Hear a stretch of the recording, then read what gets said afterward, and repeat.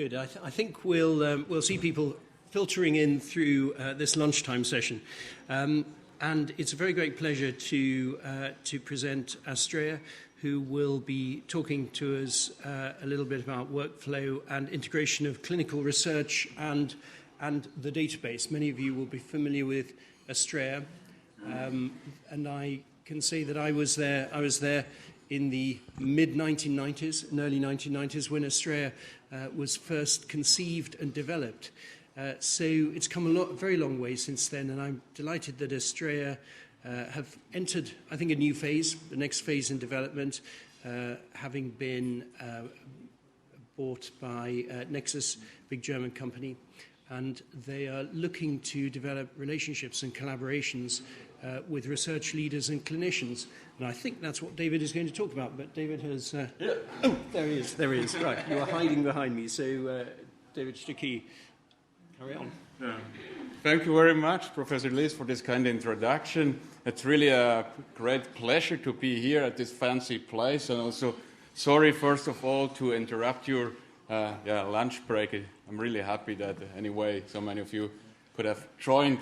So, and actually, maybe some of you might know that actually Astrea was intended a bit more than 20 years ago by Roland Denk, which was the previous COO of Astrea. And really, he managed to establish a close connection with Professor Lies, with Professor Born, with Professor Timmermann, in order to develop the Astrea and make the basis. And now we're the new team, we just all started right before the corona pandemic hit, and therefore it's really nice to be here in person to re-establish all this connection, also to find new connection in order to further improve and further develop our software. And as Professor Lies already said, that's the topic of this symposium.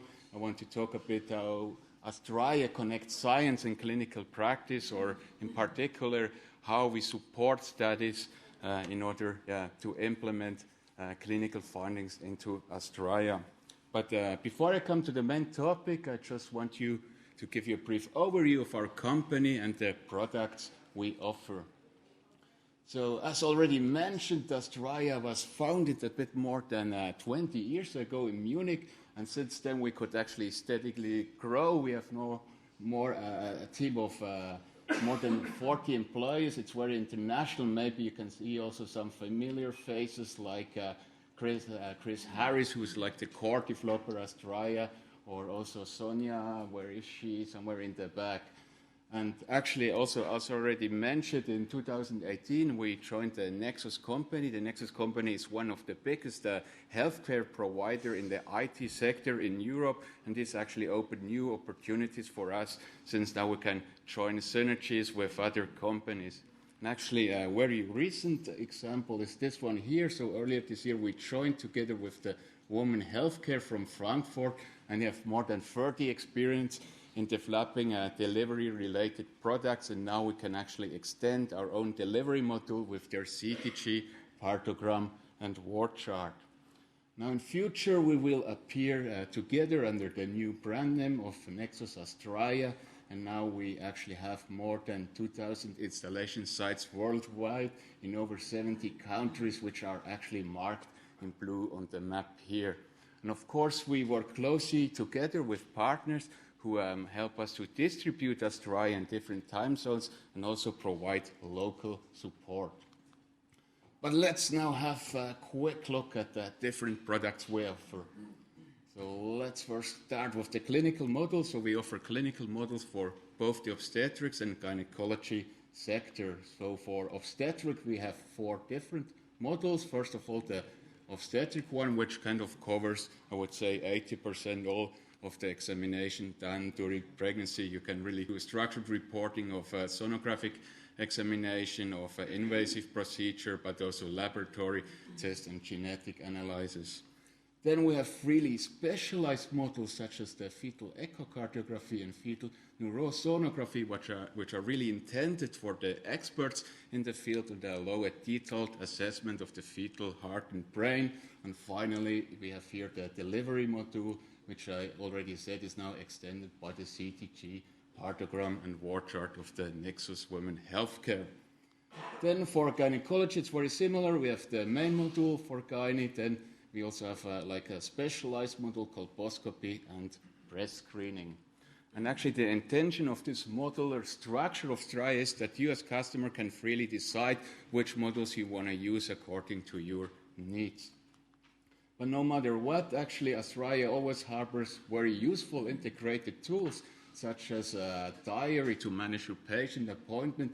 And especially here, the second tool might be very interesting for you if you do studies, because it has a very useful interface in it, which allows you to extract any data without SQL knowledge, as I said, for study, but it can be also used for performance statistics, quality control, or other tasks.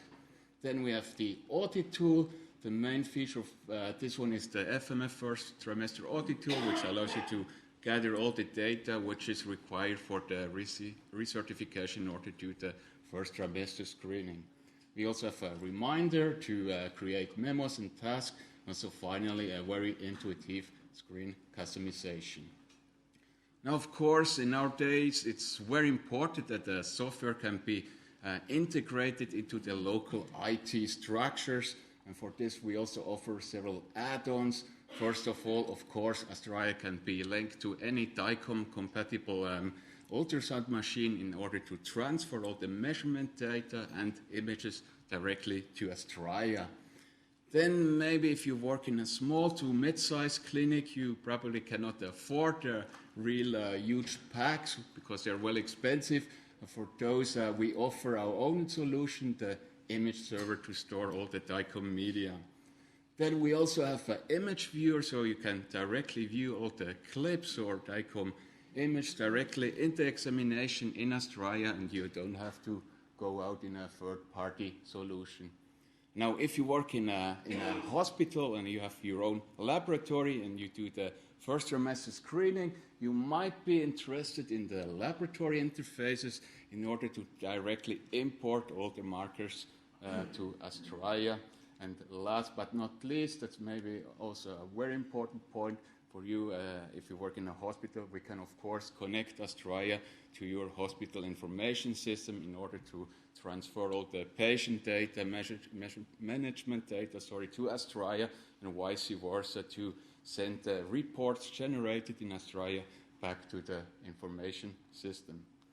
But I think that's enough. Let's now come to the main topic, which is also kind of the heart of Astraea, which makes us unique, which is the involvement of Astraea in clinical research. And actually, since more than 20 years, we support studies by providing free software licenses, but also by developing study-specific screens to gather all the data and study-specific queries, then to extract this data, to analyze this data, and do the statistics for your research.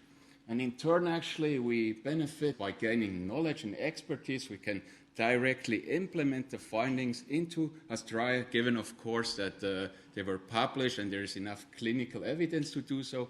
And as I said before, we also gain access to an extensive network of experts who we can consult and improve our software.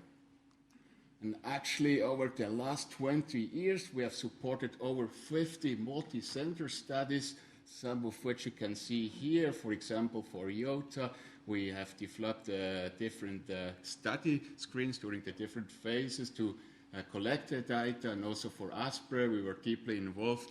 And as I said before, really, if you plan to do or conduct a study, and if you're interested in a collaboration, please let us know. We are very happy to help you. But that's not all, actually. That's not the studies where we are directly involved in, but Astraea is also used in general as a study tool. And here in this nice chart, you can actually see the number of studies per year that are citing Astraea. And since 2005, there's a steadily increase.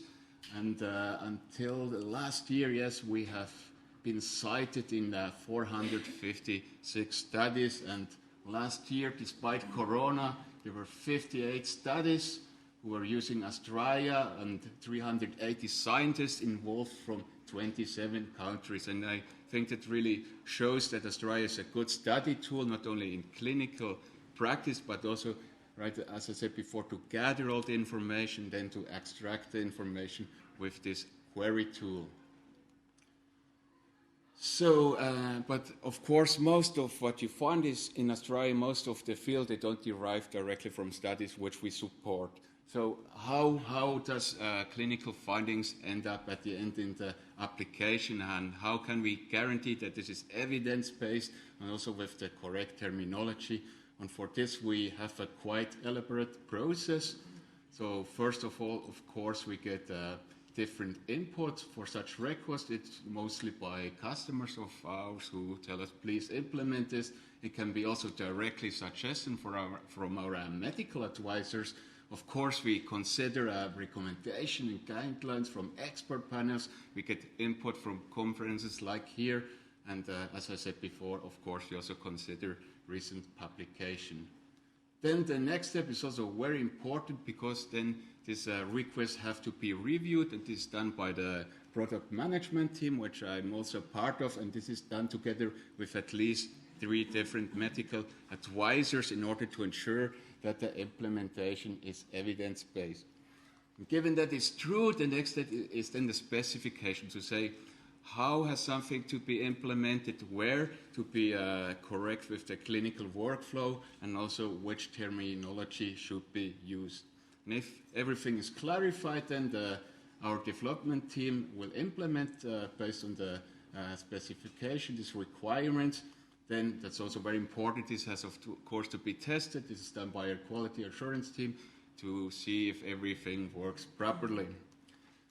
And the next step here, that's also a key process, because then the requirements, if they're implemented in English, they have to be translated, which is coordinated by our translation team. And we have Australia available in approximately 25 languages. And what is really unique here is that we don't hire a medical bureau. All of the medical translators, which are roughly 200, they are all customers of us. They are experts in the part to be translated, and they were also internally validated if their language skills are good enough. And how it normally works, so they get the requirements. The first one is translating, then the second one has to review it, and if they don't agree, we put them together. If they're still not agreeing in the terminology, we add a different translator until there is consensus. And with this process, we can really guarantee that there is a standardized and semantically correct terminology in all of the 25 languages. Then here I can go through very quickly. The different language versions are implemented by development, tested again, and then before every release, we give out this pre-release version to reference sites, which carry out a functional test in the clinical environment to assure that everything is working properly. And then finally, we can release and make it available for our customers. So that's now actually the internal process, but of course we also have to fulfill legal requirements. So Australia is, maybe not surprising, is a medical device which is actually defined by its intended use, which is, for example, to provide a clinical decision support, such as the prediction of a condition. This, on the other hand, means that we need a CE label to distribute our product in the European Union, but also in other countries, and we have need that to prove that we are in conformity with the EU legislation. Now, for example, if you're interested, so trisomy 21 risk collation is a IVD, so in vitro diagnostica, whereas the rest of the application is classified as Class 2A medical device. And actually, all this process here, this is checked by a notified body. They have to do the conformity assessment, recertification, and certification, and we also have to participate in a yearly audit.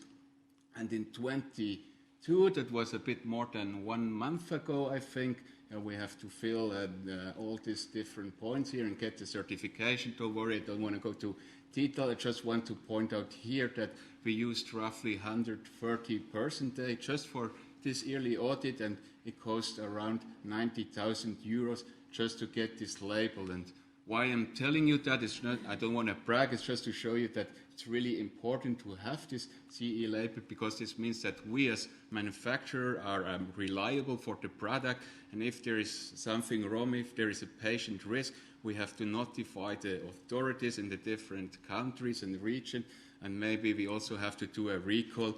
And why I mention it, because now you find probably also many softwares outside or application who don't have the CE label, so you have always to be a bit careful and check if a software or something has this label. And actually this label is also the prerequisite in order to provide clinical decision support. And yeah, what is clinical decision support? It's just we support you in the clinical decision, but we don't provide clinical decision. It's an important difference, but of course clinical decision support can happen on many levels, and maybe the first thing and most important thing is to have a structured thinking and workflow. And what do I mean by that? So the opposite would be unstructured, so you do the examination, you would just note down everything. But structured workflow mean that you have structured input screens or forms which guides you through the examination with a predefined input field. I just want you to quickly show you how this works, or how we have this structured workflow in Astraea, and I think a very good example is our fetal echocardiography module. So the first thing is we have an integrated decision support who runs in the back. So based on what suspected diagnosis you enter here, for example, cardiomyopathy, it will highlight all the fields that are related to this condition and therefore should be filled out. And of course, this was designed together with the expert in these fields. Then you can go through, and if I choose in, you can see actually we have here this different field, this input fields with predefined entry options. So it's really helping you in the structured workflow, in the structured clinical workflow to go through this examination. But that's not all. Something very particular now for the fetal echocardiography module is that based on what you enter, for example, here, if the heart size is enlarged, Astraea will tell you to measure the cardiothoracic ratio. So it's giving you input prompts based on the entered findings. And if you have entered everything in these structured forms, you can then create structured examination reports accordingly with all the entered data. And of course, you can also add the charts and images. Now, another thing which is also related to clinical decision support is the direct access to medical information. So here I go now to the ultrasound tab in the first trimester screen, and if I zoom in, you can actually see that in Astraea, next to the fields, you will have many of this information button. And for example, here, if I click on endocervical length, you can see background information, but also measurement protocols, how to do so with images. That's now just an example, but you will also find that in the echocardiography modules and others. And it's really helpful maybe for young doctors to get there, or if you do certain examinations which are not based on a daily basis. Now, another very important thing, if we're speaking about clinical decision support, are the growth charts. Here now, that's now the screen for the anomaly and growth scan screen. And if I zoom in, first of all, we can see next to the measurement field, we have the growth bars, which already gives you an overview if your measurements are in the statistical range. But of course, you can get a much better picture if you're looking at the growth charts, and you can call them up just if you go to a certain field. For example, here to estimated fetal weight, you can press F7, and then you have the full charts. And I also want to emphasize here, you can also see measurements from different time points. So it's really allowing you to monitor the fetal growth through the whole pregnancy. And another thing what I want to quickly mention, but it's very important, now you can see this chart, for example, is by Nicolaides. But it might be that you want to use another chart. So we actually have quite a few. That's now all the estimated fetal weight charts that are implemented in Australia, and that you can choose in the option. And it's of course very important to have a population-specific reference chart, but you can also use certain standardized charts which apply to your country or region. And now for all the different fields in Australia, we actually have more than 400 charts from peer-reviewed publication integrated, which you can freely choose from. So the last part I want to quickly talk about are the risk algorithm. So risk algorithm, as the name says, they of course allow you to calculate the risk for a condition. And since we have a very good collaboration with the Fetal Medicine Foundation, we have implemented their algorithm. We also helped them in the studies to develop this algorithm, so we can now calculate the risk for trisomies, risk for fetal growth restriction, risk for premature birth, and also very importantly, risk for preeclampsia in all different trimesters. And that's actually already it. So I hope that I could give you a short overview of and convince you that actually Australia serves kind of a bridge between science and clinical practice, and also that I could give you a bit of a view behind the curtain, and that we really rely on US experts, on your feedback in order to further develop Australia. And if you're not a customer yet, and if you might be interested in Australia, please contact us. I'm very happy to give you a demonstration and show you the application in details. And you also find a lot of information on our new website. And if you want to be up to date with what we do and so, and if you're modern, I don't have all this stuff, but you can also follow us on social media. So thank you very much for your attention. Also want to big shout out to Reggie and her team for the excellent organization of this event. It was really nice to be here, and we really hope to come back soon again. And thank you very much else who is involved.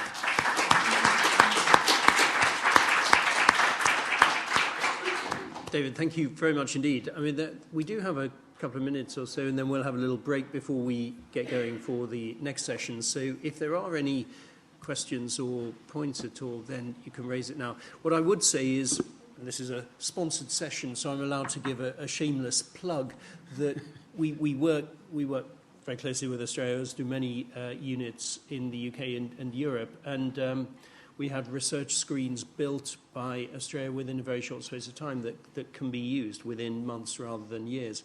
Some of the big American producers of electronic hospital records. I won't name them because they'll no doubt sue me, but I've asked for certain things in 2014, 2015, and I got an email last week, and one of them they're done. So, that's not bad after 8 years.